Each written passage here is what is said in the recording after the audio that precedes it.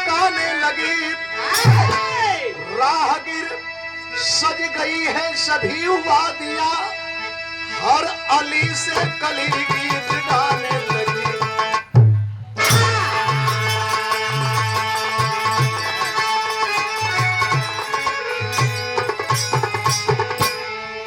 तमाम देवी देवतन के मन बियाह शादी गावल जाला, लेकिन उस देवता की हम चर्चा करने जा रहे हैं जिसे न चाहते हुए भी लोग मजबूर हैं देवता कहने से।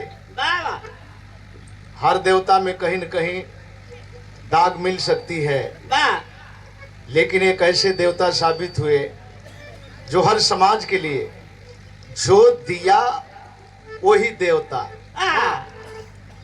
आपने एक को नहीं, दो को नहीं, सर्व समाज का सम्मान किया, पूरे भारत का सम्मान किया। मैं उनके शादी की चर्चा करने जा रहा हूं। जिस समय बाबा साहब की शादी होती है, एक लाइन संकेत हम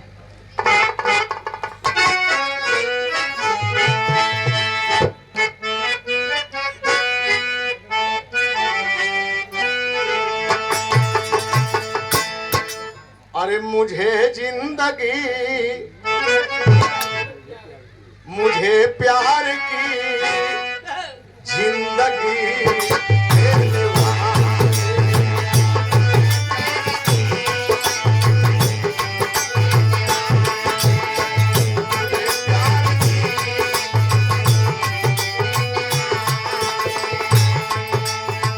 कभी गम न देना,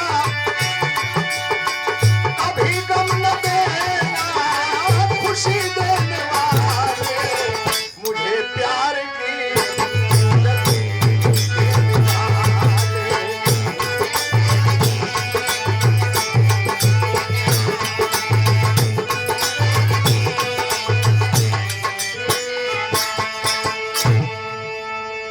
कितना बढ़िया लाइन लिखल गई। अरे अजब है सुहाना किसी के लिए, अजब है सुहाना सफर जिंदगी का।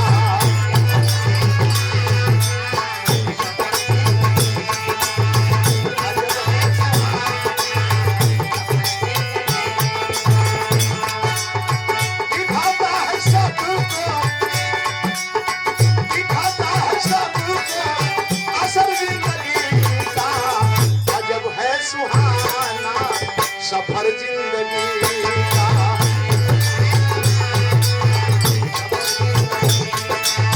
अजब है सुहाना। गरीब हो या अमीर हो, लंगड़ा हो लूजा हो, किसी भी तरह से हो, लेकिन एक ऐसा ये मौका है, आय हाय शिथिल चेहरा भी खिल जाता है। कैसे, क्या बात है। लल लर लार लार लार ललरिया लारे, तन नर नार नार नार नरिया नारे। जिंदगी में हजारों रंग हुआ करते हैं, जिंदगी में हजारों रंग हुआ करते हैं, इसी के सदके लोग जीते और मरते हैं। किसी की जिंदगी इतिहास बना देती है, किसी की जिंदगी इतिहास मिटा देती है। बाबा साहब अम्बेडकर जब धरा पर आए हैं, गरीब लोगों को गुलामी से बचाए हैं।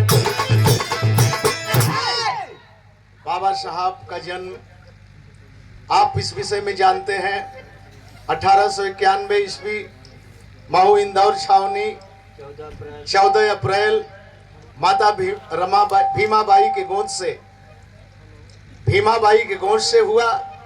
लेकिन जब सयाने हुए कितनी यातनाएं झेलना पड़ा, समाज के लिए संघर्ष करते रहे। आखिरकार एक दिन मुकाम मिला, जिस मुकाम को लेकर के आज हम सारे लोग उत्साहित रहते हैं।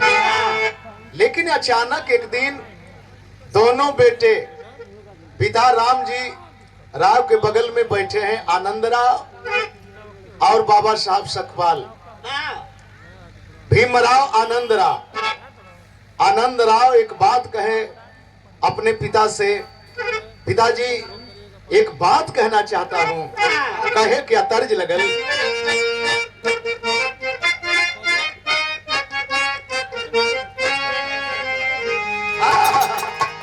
एकर बड़ा शौकीन आदमी है हमारा हारमोनिया मास्टर। जैसन सोचले रहली वैसन धनिया मोर पारी, सोचले रहली वैसन धनिया मोर पारी, सावर न गोर पारी,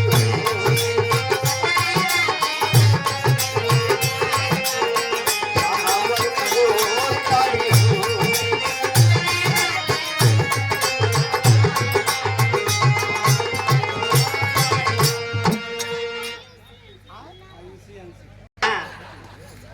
बहुत बरियाई पर कई बेर खुदा हमके फेल कर दिल चाहली लेला लगो।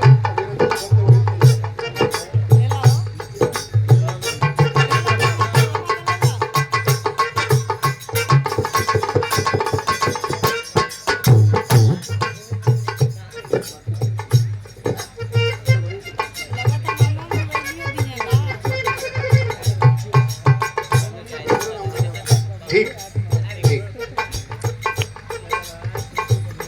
ये सने बड़ा हार 1000 रुपए का पुरस्कार।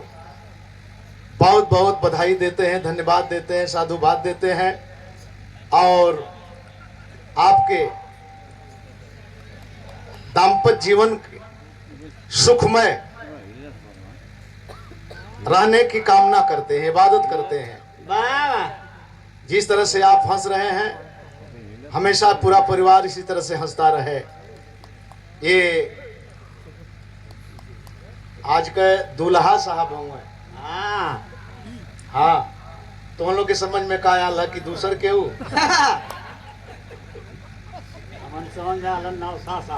अच्छा महाराज, महाराज का व्यंग सुनत हुआ। हम दूल्हा कहते तो कहते कि हमारे समझ में आला कि नौसा साहब, नौसा कलिया रहल है, आज दूल्हा हो गल। क्या बात है। सबके प्रणाम। जय भीम, जय भारत, नमो बुद्धाय, जय समाजवाद। लेकिन आनंद राव कहते क्या है, पिताजी पिताजी भीमराव के शादी अब रचाए सेहरा बधाई।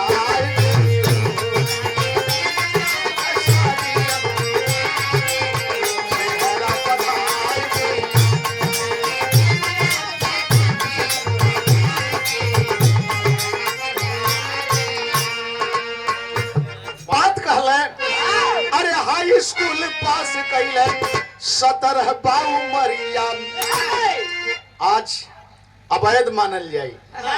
लेकिन उस पीरियड में यही कहते हैं कि हाई स्कूल पास कैले 17 बाऊ मरिया, यहू बतिया कैब कराम बाबूजी फिकरिया,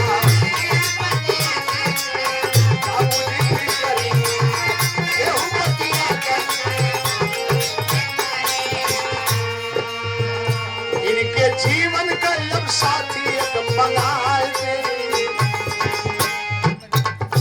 इनके जीवन का अब साथी एक मंगाए दे, सेहरा सजाए दे।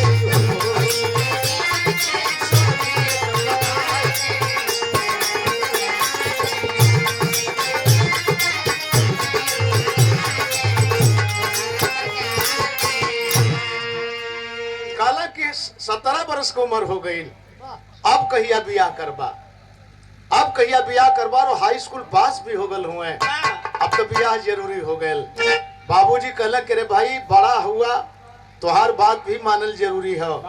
आनंद राव इतना घबरा के मत कहा, चला तोहार बात हम मान लेते लेकिन केहू आई तब न।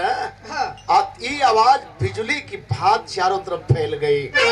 भीमराव की शादी के लिए तैयार हो गए रामजी राव, पिताजी तैयार हो गए। और तबले बिहनवा भैले मेहमान कुछ धमक देला तर्ज लगल।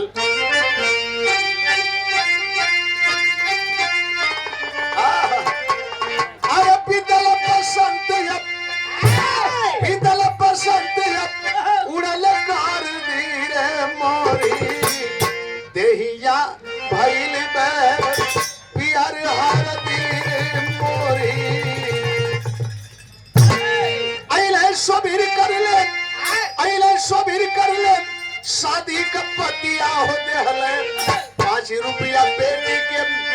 शादी कथा तिया होते हले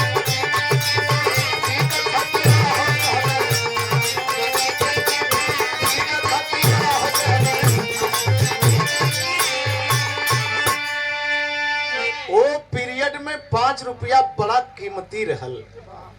5 रुपया परीक्षा में बाबा साहब पौले बाबा साहब के देखल और परीक्षा में दे देलन हम लेहल राम जी राम मंगनी का रुपैया लड़की देख गईले तो बढ़ल दुख दैया अरे मनवा बिचकल देख के बदसुरातिया हो देहले 5 रुपया बेटी के शादी कथा दिया हो देहले 5 रुपया बेटी के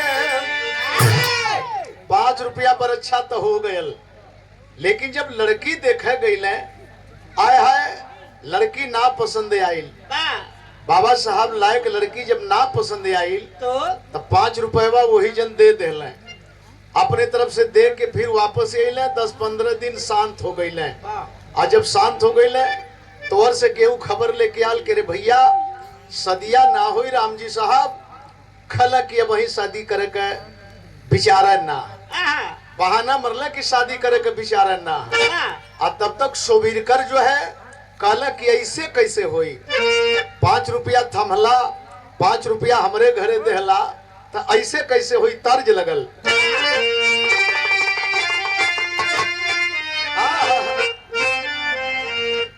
अरे जुटल पंचायत जुटल पंचायत जुटल पंचायत जुटल पंचायत सोबीर कर के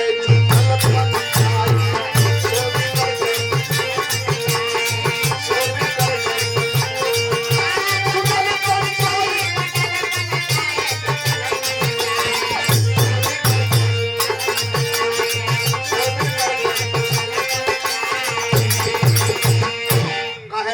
साहब ही कर बहन शादी कहे राम जी साहब ही कर बहन शादी अरे पढ़ बदे जय भीम राव जी बिलाई जुटल पंचायत सोबीर कर के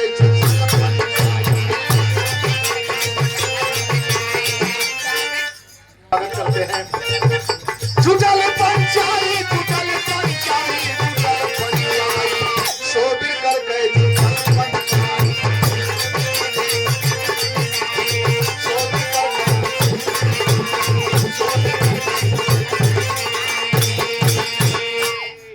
पड़ोस के लोगन के इकट्ठा कर देलन काला की शादी बदे तैयार होके बरच्छा लेके और तिलक के नाम पर जब हम अली तो इनकर कहना कि शादी अब होबे न करी कलक काहे ना होई पंच इकट्ठा भयल कलक काहे ना होई सदिया काहे बदे इनकार करत हुआ बिरहा शैली में कवि जी भाव दिलन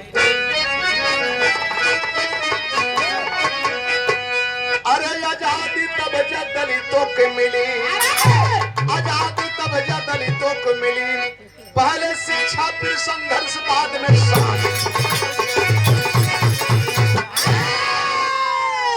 कहला अनपढ़ गवार होकर करके पा सकते हम सम्मान नहीं क्यों आप लोग बात कर रहे हैं आप लोग क्यों बात कर रहे हैं पहले शिक्षा फिर संघर्ष तब करे बाद में शादी विवाह का बात पहले पढ़ावे बदे इनके बिल्लाइत भेजे के हमार तैयारी अब सोच बन गई है बिल्लाइत भेजे के लोग कहला कि वाह भाई वाह देखे अपने समाज का बात है का एक पत्थर के टुकड़े से समुद्र कभी ना फट सकता एक भीम राव के पढ़ने से आसमान कभी ना फट सकता कल एक लड़का के पढ़ा देबा लोग कि एगो लड़का के पढ़ा लेबा तो पूरा दुनिया के बदलल चाहत हुआ नक्शा बनावल चाहत हुआ कहला कि जवन समझ में आवे भैया लेकिन हमार सोच है कि पहले बिल्लाई तीजई है आई है तब शादी का विचार कयल जाई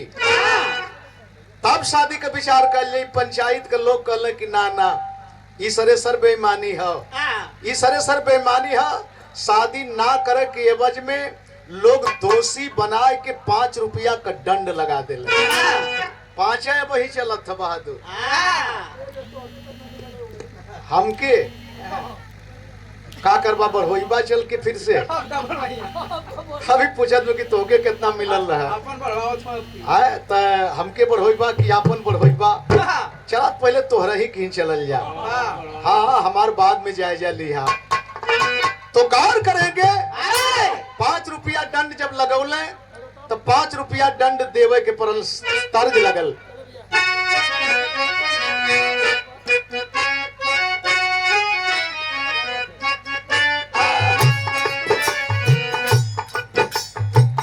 अजूरी में भारी भर के अजूरी में भारी भर के मोतिया लूटाई मोतिया लूटाई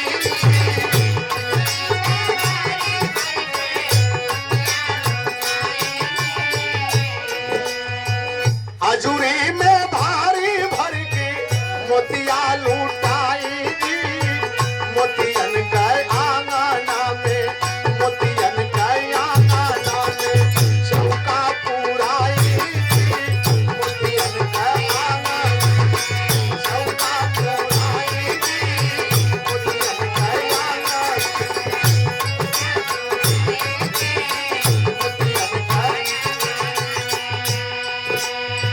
रामजी राव साहब कैले रामजी राव साहब कैले दंड भर पाई जी दंड भर पाई रामजी राव साहब कैले रामजी राव साहब कैले दंड भर पाई जी बिहने साई त गईली दूसरी साई त गईली अब होली से आई थी दूसरी साई अब होली से आई दूसरी साई अब होली से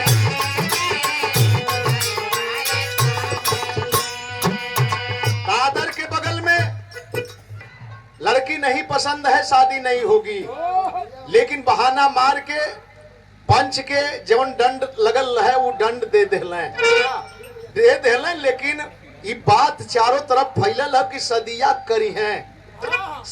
करी है लड़की ना पसंद रहले कह ना सकत है कि लड़की हमके ना पसंद है आ तबले दूसर की शाही दफोली से आ दफोली से के आयल अरे कूली शंकर धूत के कूली शंकर धूत के बहिन रमाबाई जी ले क्या है कूली शंकर धूत के कूली शंकर धूत के बहिन रमाबाई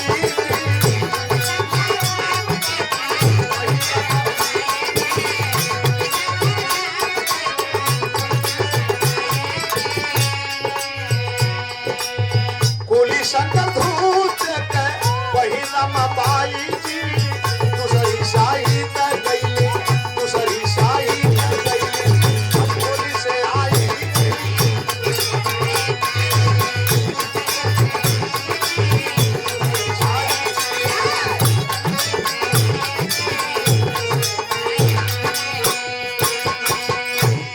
शंकर धुत्ते जो कूली का काम कर रहे थे एक दिन एक लड़की सुनली कि कलश की बाबा साहब कूली का काम करते थे बाबा साहब हमने कहा बच्चा है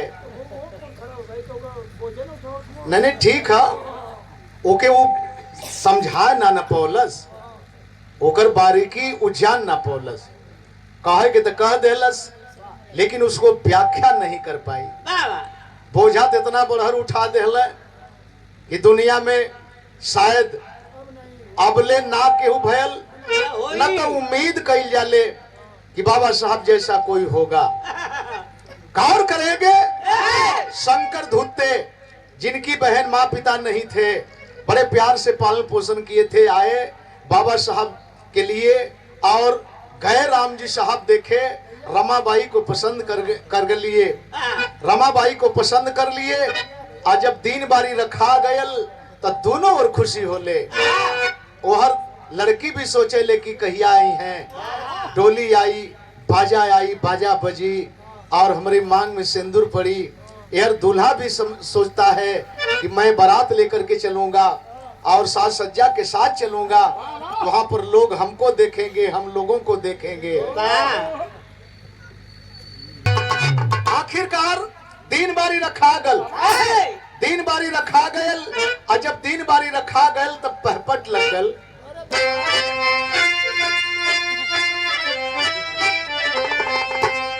अरे राम जी राम, राम जी राम, चल पड़े बरात लियाई पजवा पाजलम। राम जी राम, चल पड़े बरात लियाई पजवा पाजलम। भीमराव के सेहरा सोहल भाई पजवा पाजलम।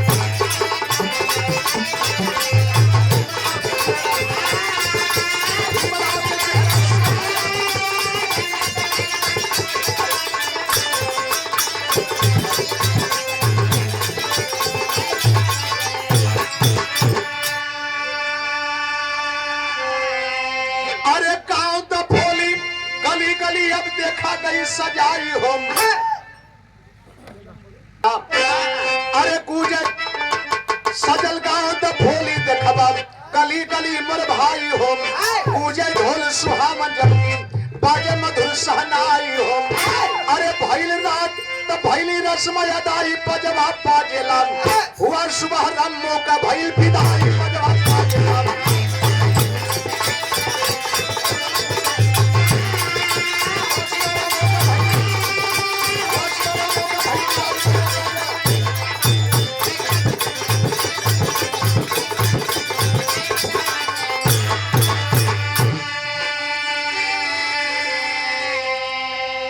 दूल्हा दुल्हन को देख करके लोग देखते ही रह जाते। गजब की जोड़ी है, मालिक ने गजब की जोड़ी बनाया है। जैसा बाबा साहब और सा रमाबाई। लेकिन मेरे दोस्त, रात का काम पूरा हुआ, रस्म अदायगी के साथ, रीति रिवाज के साथ शादी संपन्न हो गई। और जब सुबह में विदाई की बात आती है तो लोग बतावल कि भाई माँ बाप भले रहे, लेकिन भाई अपने बहन को पकड़ करके डोली तक ले जाते हैं। देखें, ये काम शंकर धुत्ते स्वयं करते हैं और माँ का भी फर्ज, पिता का भी फर्ज, एक भाई बन करके बचपना से पाल पोस करके इतना दूर तक लाने का काम किए। तो उस भाई को, उस भाई के भाव को हम कोट कोट नमन करते हैं, सादर सम्मान करते हैं। लेकिन होता क्या है, जब डोली के करीब में लाए, आय हाय हाय हाय, बड़ी मशक्कत से डोलियो रहल, बड़ी मशक्कत से डोली रहल, ढोहू वाला ना मिलने की बात आती है। गौर करेंगे दोस्त, होता क्या है,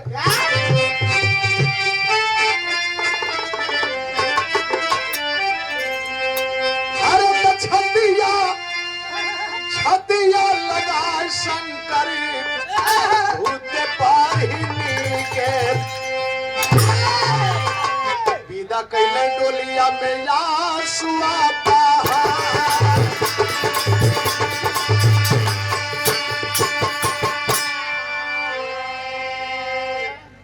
विदा कैले बहिनी के आंसुआ बहा।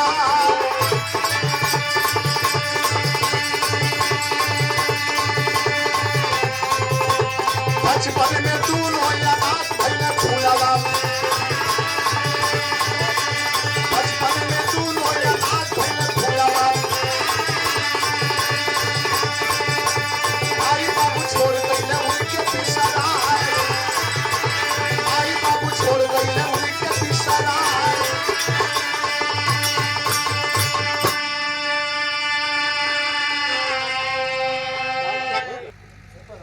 कूलीगिरी करके, मेहनत करके अपने बहन को इस मुकाम पर पहुंचाने का काम किए शंकर धुत्ते।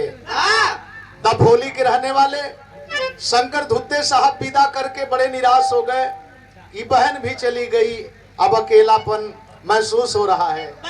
तो हम गुरुजी का सम्मान करने जा रहे हैं। और मैंने बताया कि जब जरूरत पड़े कभी कभी व्याकरण का आपसे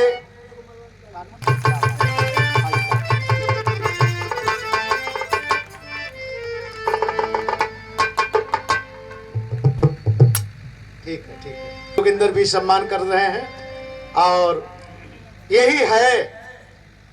यही शिष्टाचार है। कलाकार भूल जाते हैं, पीछे मुड़ के देखते नहीं हैं।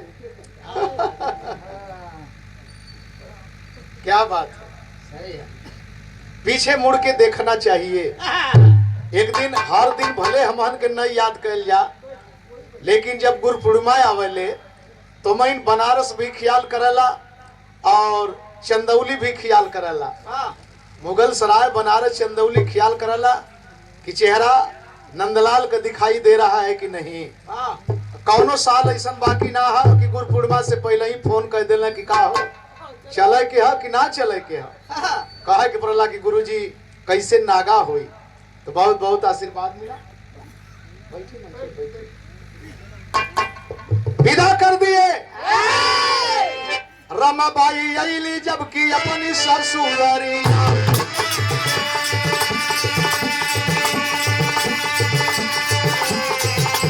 खुश भाई बाबा सासू लक्ष्मी के पाए,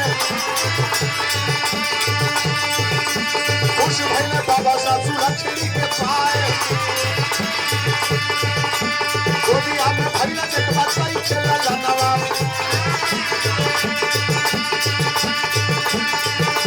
सब चली गई माई बाबू के भी सलाह है।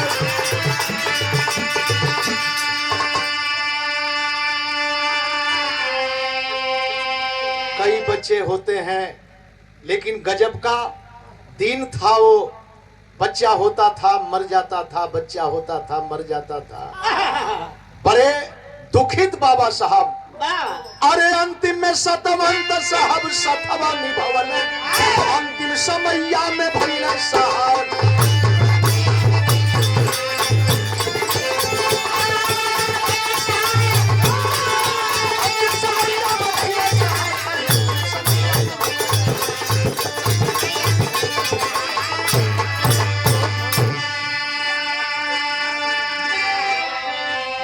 दुख पर दुख, दुख पर दुख, दुख पर दुख।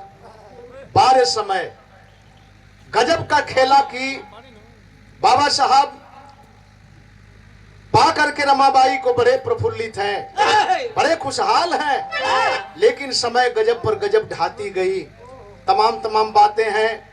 आप हमारे विद्वान साथी हैं, बताने की कोई जरूरत नहीं है।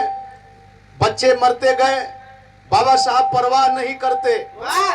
बाबा साहब जरा भी विचलित नहीं होते, कौन बाप होगा। लेकिन बाबा साहब के दिमाग में तो सिर्फ एक बात थी कि हमारा एक बच्चा नहीं है, हमारे तो तमाम बच्चे हैं। हम एक बच्चे की दवा के लिए परेशान हो और बच्चे बीमार पड़े हुए हैं। बाबा साहब ये देख करके कभी परेशान नहीं होते, कभी विचलित नहीं होते। लेकिन हुआ क्या, एक बात जरूर मिली कि बाबा साहब के शिक्षा पीरियड में रमाबाई का बहुत बड़ा योगदान बताया जाता है।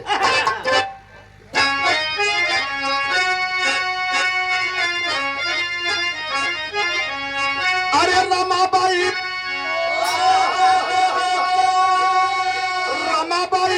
से घर आंगन गुलजार भइले, शिक्षा भीम अमेरिका लंदन जा तैयार कैले।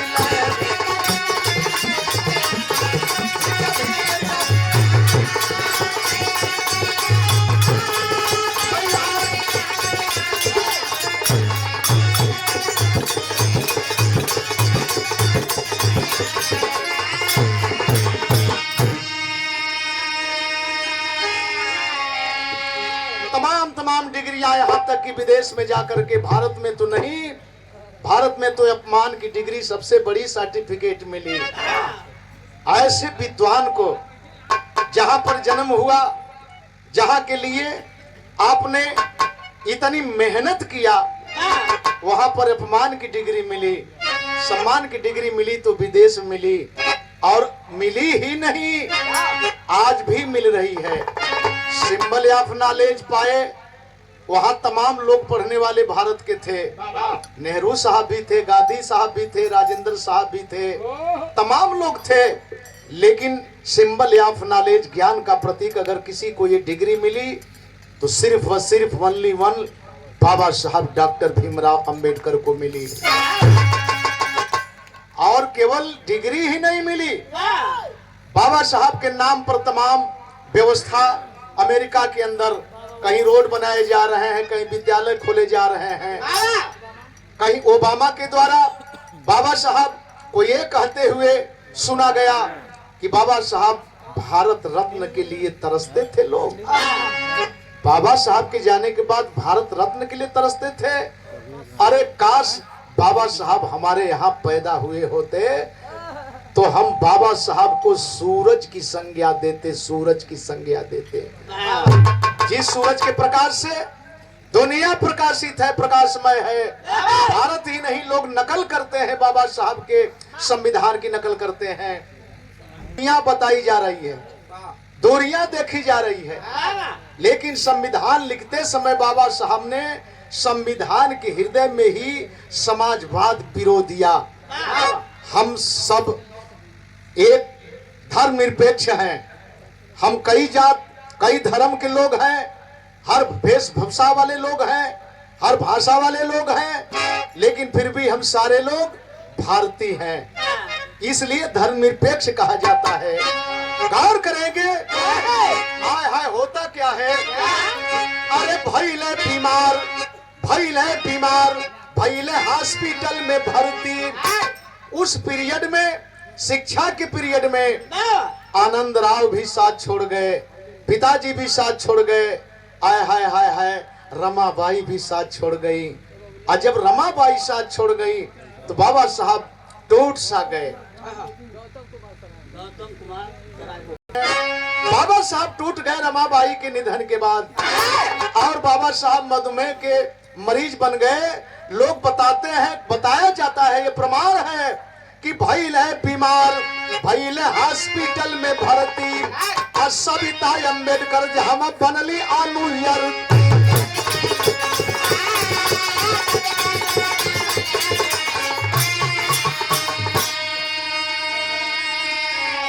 अरे कोर्ट में शादी सविता से स्वीकार कैलन, कोर्ट में शादी सविता से स्वीकार कैलन, शिक्षा भीम अमेरिका लंदन जा तैयार कर।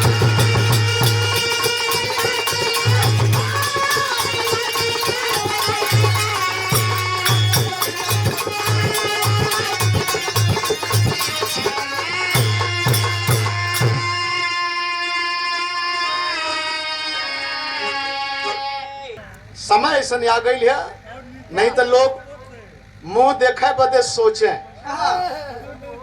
कैसन मुहवा है, करिया है कि गोर है। बम्बई में टिकट लगल है, हमरे प्रोग्राम है, और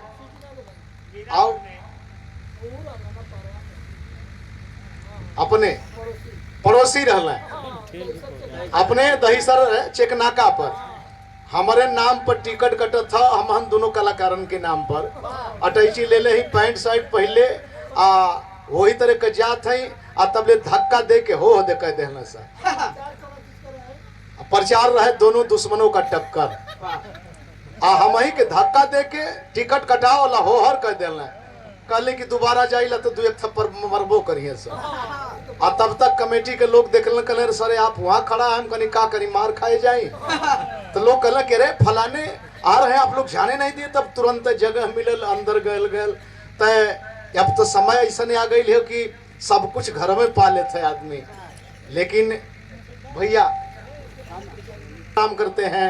लेकिन बात तो ही के आए हैं हॉस्पिटल में भर्ती हुए, और शारदा कबीर, तुलसी कबीर, गौर करेंगे वो नर्स सविता नर्स रही, बहुत अच्छी नर्स रही, ब्राह्मण समाज से मिलान कर रही थी, और इतना सेवा बाबा साहब का की कि बाबा साहब आखिर में अंतिम में स्वीकार कर लिए।